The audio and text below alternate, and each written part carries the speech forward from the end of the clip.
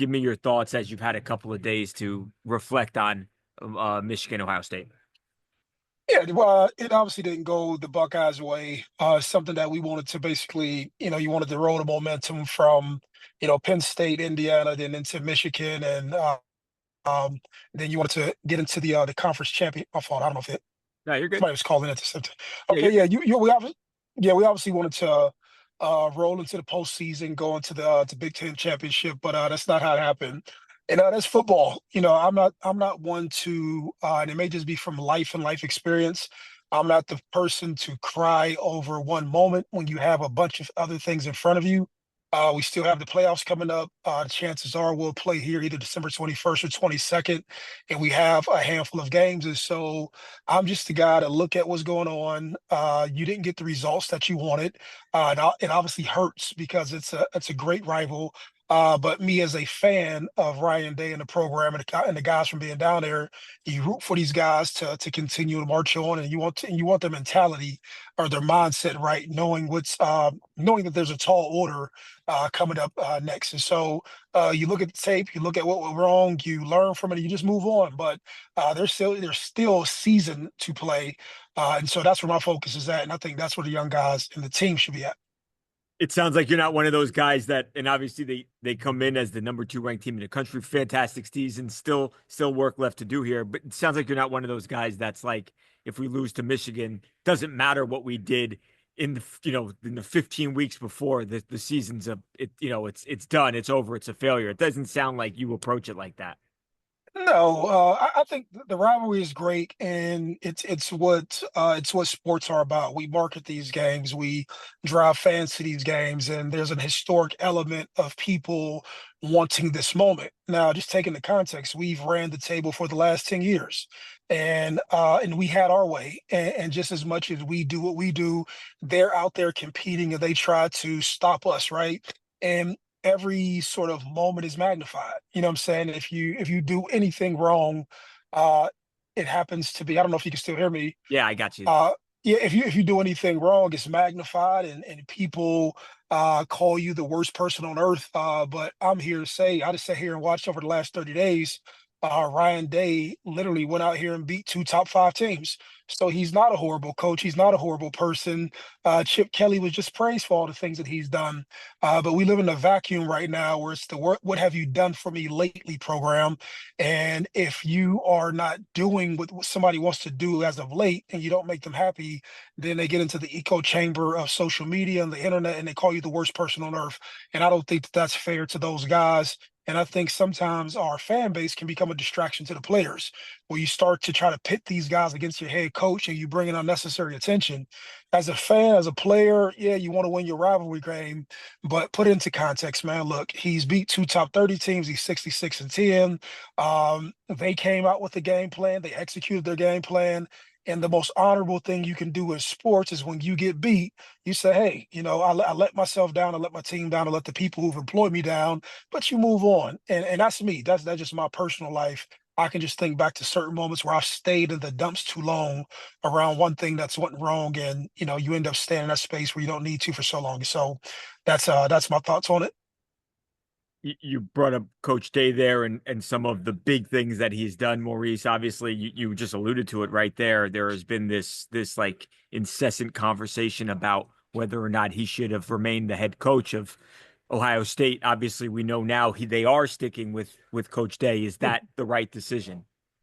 Oh, it's 100% the right decision. I've been at Ohio State every Tuesday since August, right? And I'm probably the most critical person in regards to who can lead people, who people really are. And after I actually met him, sat down and talked with him, would just basically talk to him on a weekly basis, you actually fall in love with him more. Right. And you start to realize that it's just not the coach, it's players who have to execute. Like you can't have two turnovers, one coming out of the end zone within the 10 and then going in within the 10. You can't have those. You can't have two missed field goals, right? He has some to blame, but he's not the only thing to blame in the loss. You lose as a team. But in the bottom line of football or in business and anything, you have to deal with facts. And when you deal with facts, you can start to have a reasonable conversation from there. Everything after that is emotions. We can sit here and emotionally say you could have did this, you should have did that.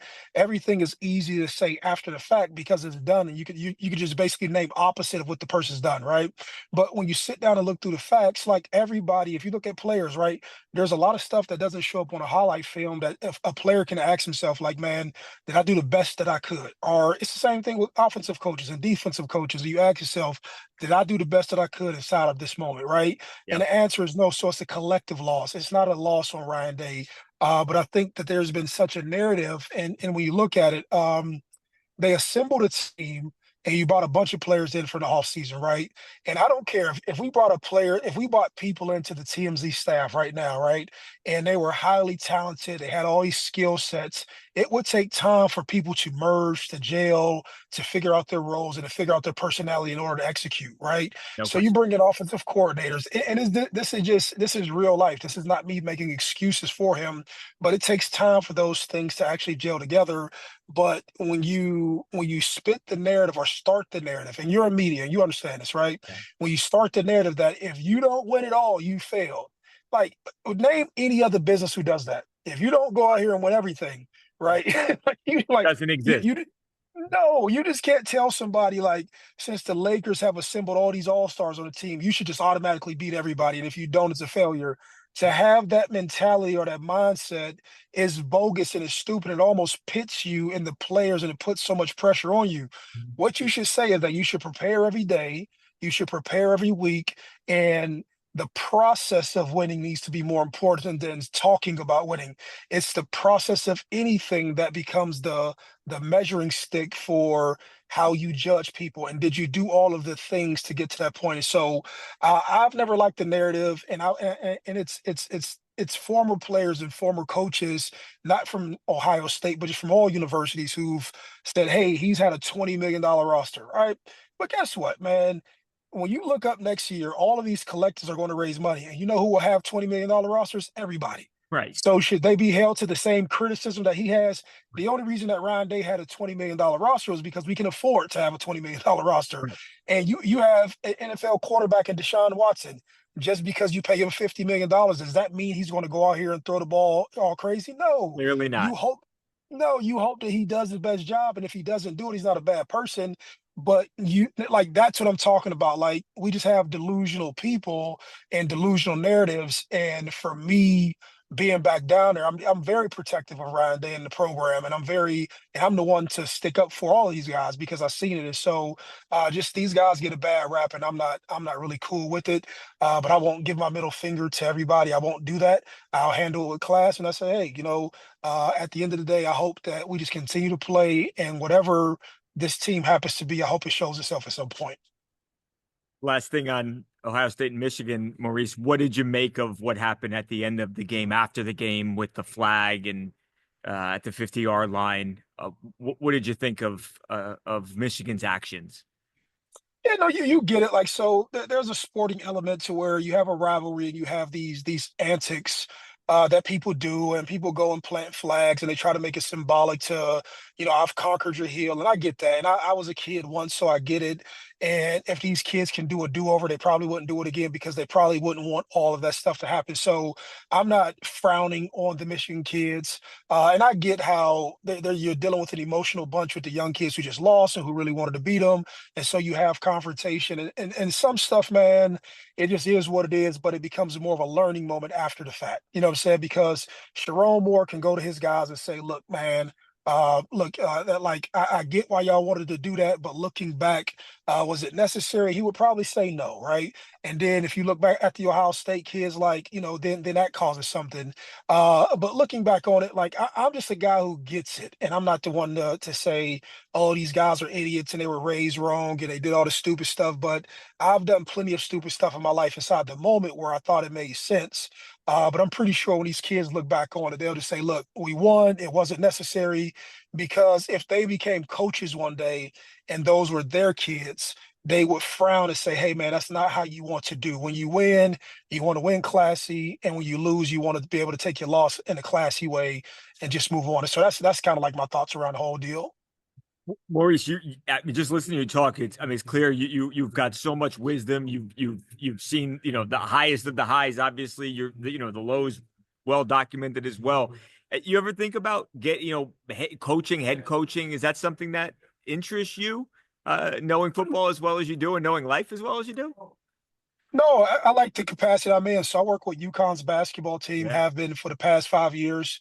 And just coming in and having this perspective from an outside entity, yeah. I enjoy it. I got two little boys. My daughter's in college, and we have two little boys, one 2 and one 5. Wow. And I'll just say that this, like, as much time as I'm down at these facilities, it will be hard for me to be away from my own kids. Yeah. I enjoy business. I enjoy, just the things that I've built, and I enjoy my business partners out there in LA. That's why I'm in LA all the time. Shout out to my man out there in LA, my man Vlad. I love you to death, and him and his wife. But these are great people. I just love being in business, but I just love having his perspective and his wisdom and his help from as an outside entity.